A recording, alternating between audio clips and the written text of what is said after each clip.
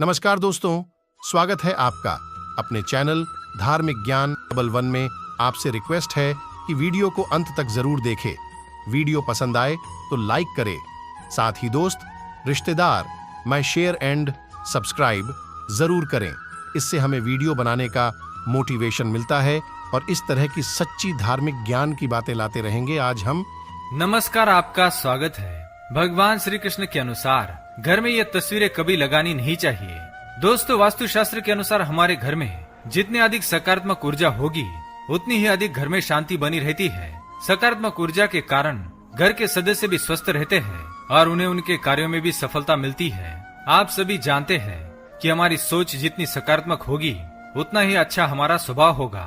इसलिए घर में सकारात्मक वातावरण होना अत्यंत आवश्यक है। वास्तुशास्त्र के अनुसार घर के अंदर ऐसी चीजें या तस्वीरें कभी होनी नहीं चाहिए जिनसे घर का वातावरण नकारात्मक बना रहे, नहीं तो इसका परिवार के सदस्यों की मानसिक स्थिति पर भी गहरा प्रभाव पड़ता है।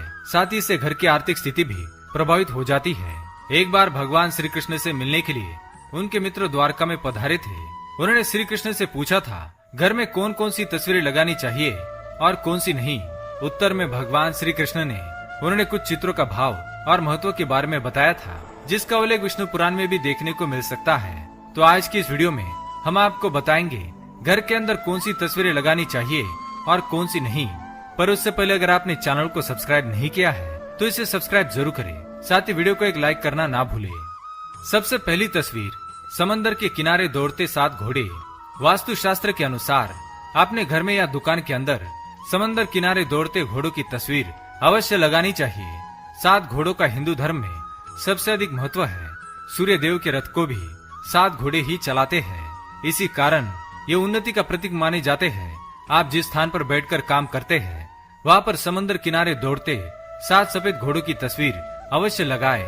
ये घोड़े सदैव आपको आगे बढ़ते रहने की शक्ति प्रदान करेंगे। दूसरी तस्वीर, यशोदा मैया के साथ बाल कृष्ण। वास्तुशास्त्र के अनुसार गर्भवती महिलाओं के कमरे में अच्छा माहौल, सुंदर विचार और मन की प्रसन्नता बनाए रखने के लिए कमरे में यशोदा मैया के साथ बाल श्री कृष्ण की तस्वीर या माखन खाते लड्डू गोपाल की तस्वीर अवश्य लगानी चाहिए। ये माता और शिशु दोनों के लिए अत्यंत लाभदायी माना जाता है। इससे शिशु तेजस्वी और बलवान जन्म लेता है। तीसरी है राम दरबार की तस्वीर। अगर आप चाहते हैं कि आपके परिवार के सदस्य में सदा प्रेम बना रहे, आपसी सम्मान बना रहे और आपका परिवार एक आदर्श परिवार बने और भाइयों के बीच में सदैव आदर बना रहे, परिवार के सदस्य एक दूसरे का ख्याल रखने वाले बने, तो आप अपने घर के ड्राइंग रूम में राम दरबार की तस्वीर अवश्य लगाएं या फिर आप राम दरबार की मूर्ति भी अपने घर में लगा सकते हैं। इससे परिवार के सदस्यों के बीच में प्रेम और आदर बढ़ने लगेगा। चौथी है खिले हुए फूलों की तस्वीर। अगर आपका मन सदैव विचलित रहता है या मन में किसी भी प्रकार का भय है या आपका मन किसी कार्य में नहीं लगता है तो रसोई घर के अंदर खिले फूलों के गुलदस्ते की तस्वीर अवश्य लगानी चाहिए। अथवा आप सुगंधित पुष्प भी अपने घर में रख सकते हैं। इससे आपका मन सदैव ही फूलों की तरह महकता रहेगा। पांचवी है भगवान धन्वंतरी की तस्वीर।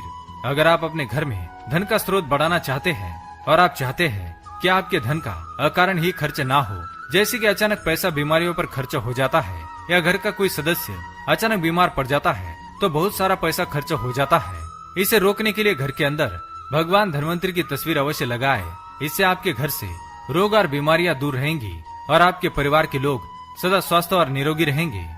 छठी है राधे कृष्ण की तस्वीर।